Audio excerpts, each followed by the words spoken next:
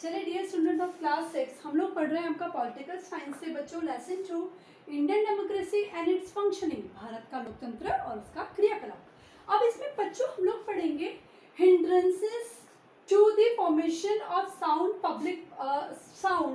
Public opinion in India. ठीक है, hindrances का मतलब होता है बच्चों बाधाएं।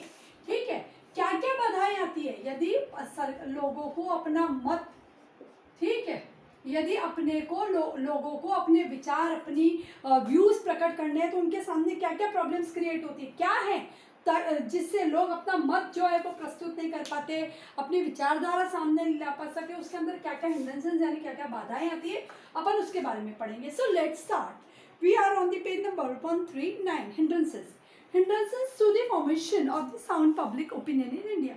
There are many obstacles. Obstacles का मतलब भी बच्चों बाधाएं होती है, hindrances का मतलब भी बाधाएं होती है, दोनों synonym words हैं।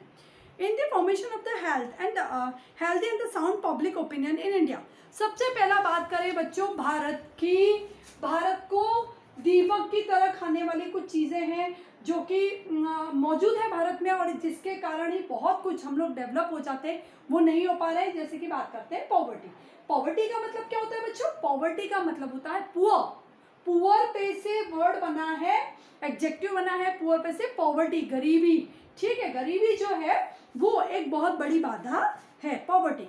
The vast majority of people in India are poor. अधिकतर लोग जो है वो गरीब हैं। Poverty is a great hindrance to the formation of public opinion.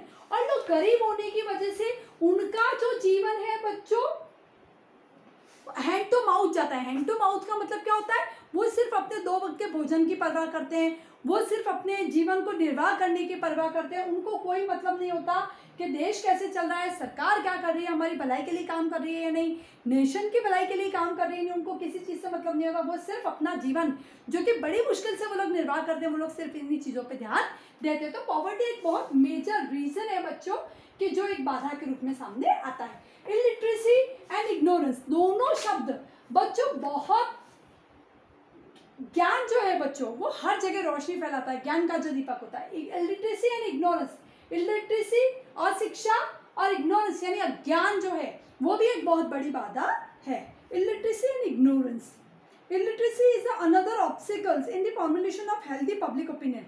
Illiteracy breeds ignorance, illiteracy के कारण अज्ञानता आती है बच्चों। लिटरेट यानी पढ़ा लिखा, इलिटरेट यानी जो पढ़ा लिखा नहीं है, जो साक्षर नहीं है बच्चों, वो इलिटरेट कहलाता है। इलिटरेसी यानी अशिक्षित जो होते हैं वो लोग, जो जिनको शिक्षा नहीं है उनको अज्ञान भी है, उनको ज्ञान भी नहीं है बच्चों, वो अज्ञानी है। उनको नहीं पता देश की सरकार कैसे चल रही है, हमारा रोल कितना इंपॉर्टेंट है, हम क्या कर सकते हैं, हमारा ओपिनियन देश के लिए क्या कर सकता है, उनको किसी चीज़ की नॉलेज ही नहीं है। तो वो इस अंधकार के तहत, इस अज्ञान के तहत बच्चों अपना जीवन निर्वाह करते रहते हैं और जो भी कुछ हो रहा है वो उसको सहन करते रहते हो। तो इसी तरीके से वो अपना ओपिनियन सामने लाने में एक फेलियर साबित होते हैं।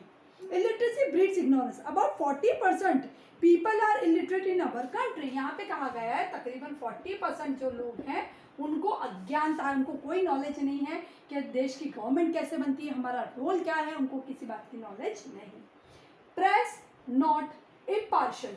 इम्पार्शियल, पार्शियल का मतलब होता है बच्चों, आगे पढ़ते हैं इसका पूरा जो थॉट्स है।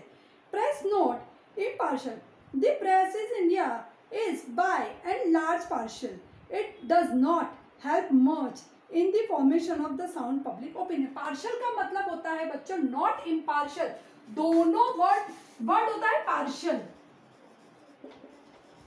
पार्शियल का मतलब होता है जो किसी की फेवर करता है, जो किसी की पार्शियलिटी करता है, वो भेदभाव करता है। पार्शियल का मतलब भेदभाव करने वाला।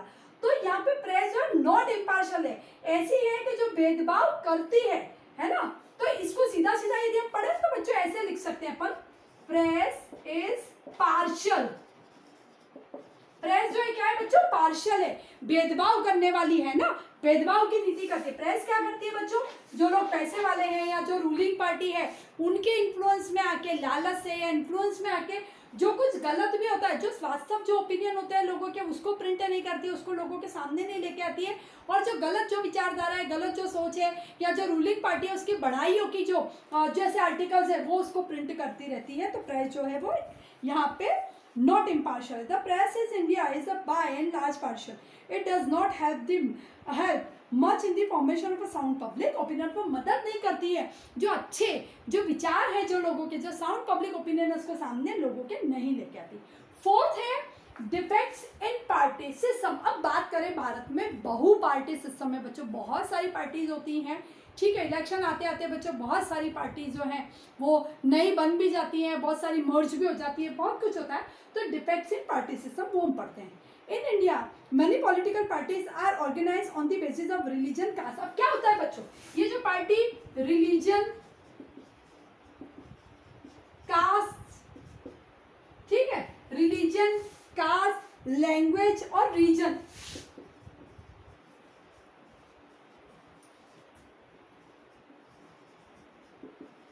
रीजन यानी क्षेत्र, रीजन यानी होता है बच्चों क्षेत्र.